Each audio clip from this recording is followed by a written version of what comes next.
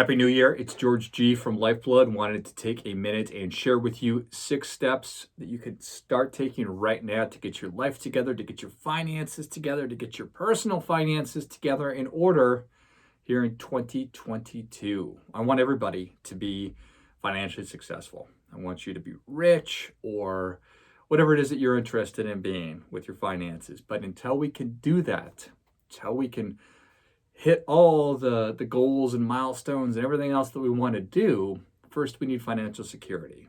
So that is just the first thing. The reality is that over half of us, over half of our fellow Americans are living paycheck to paycheck.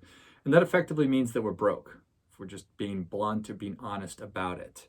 And that is no place to be. That is a very, very unhappy place to be, and certainly a place that I spent the good portion of my 20s in, was living paycheck to paycheck and essentially being broke, not having any money, making lots of financial mistakes and decisions and all that good stuff. So today, removed from that by several years and having made a lot of great financial decisions, I want to share with you this real simple 6-step process for helping you get to financial security, which will then be able to springboard you to financial prosperity and everything else that you want. So, step number 1 is get $1,000 saved up. Most Americans don't have any kind of an emergency fund. Our credit cards are our emergency funds, and that is not a healthy thing.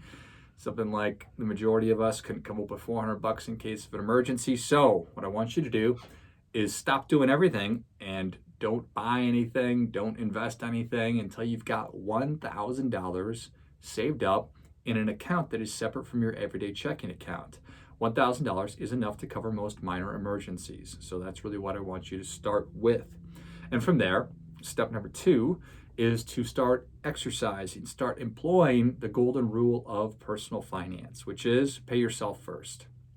We've all had the experience of having way more money, or rather having way more month than we do money. And that's also a pretty bad feeling. So what I do not want you to do is to be in the habit of paying everybody else first and then waiting till the end of the month to pay yourself. Because what we find is we spend all of our money. We pay everybody else, and then there's no money left over for us. There's no money left for us to save. So a great way to do this is to enroll in your company's 401k plan. If you do not have a 401k plan at your company, you can open up what's called an IRA, or an individual retirement account, and start making contributions to that.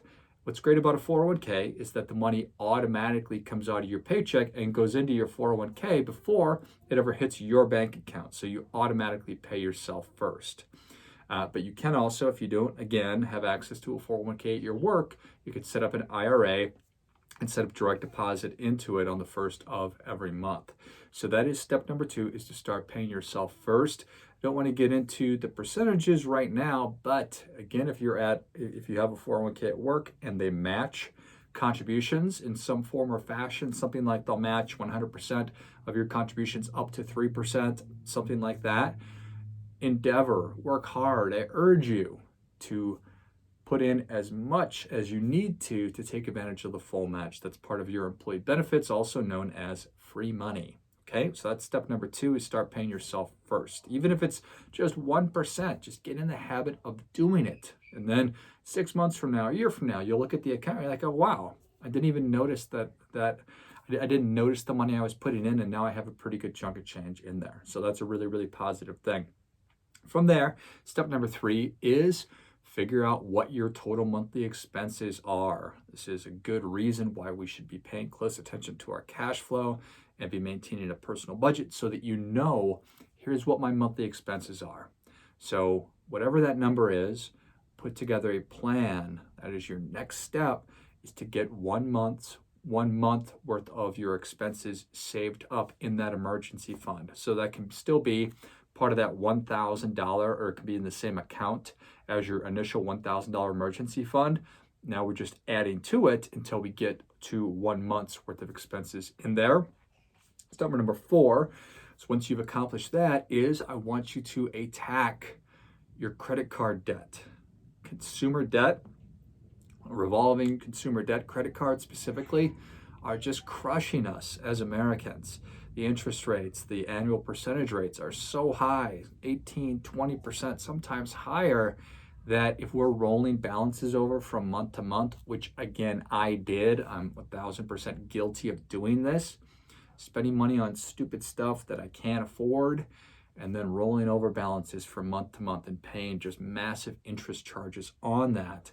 It is not a recipe for financial success. In fact, it'll keep you from being financially successful. So put together a plan, figure out your total balances, everything, write it down, put it in a spreadsheet, and then just start attacking the balances. Come up with a plan for paying all of them off. If you want some additional help in this, we have a free course. It's called Get Out of Debt that you can access, and I will link that in the description for the video here. And so you can take advantage of that, and it'll just help you put together a plan and figure out how it is that you can tackle that debt and get out from underneath it. So that is step number 4. And then step number 5 is to slowly but surely get to 2 months worth of expenses saved up. And then after you have 2 months, then I want you to focus to get to 3 months saved up, then 4, then 5, and finally 6 months. Now, pre-pandemic, I would just tell people very casually, yeah, you should get 3 to 6 months worth of expenses saved up as an emergency fund. But one thing that the pandemic has taught me is that financial security is having 6 months worth of expenses, if not more, saved up in your emergency fund. We never know what's going to come our way. And obviously our lives have been touched in many different ways during this really challenging time. As soon as we can get the 6 months worth of expenses saved up, that really puts us in position to be financially successful. It provides that financial foundation, that financial security that I was talking about at the top. So think about that. And I'm not saying that it's easy. In fact, I can almost guarantee that it's going to be very difficult. It can take you a long time, but it's worth it.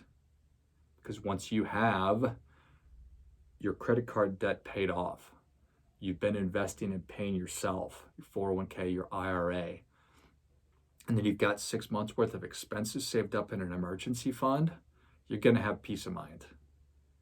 And for lack of, or at the risk of sounding cheesy and like a Hallmark card, that peace of mind is absolutely priceless. And you'll know once you get it, you're like, George was right. It does feel good knowing that whatever comes our way, we're probably going to be able to absorb it. We're probably going to be okay.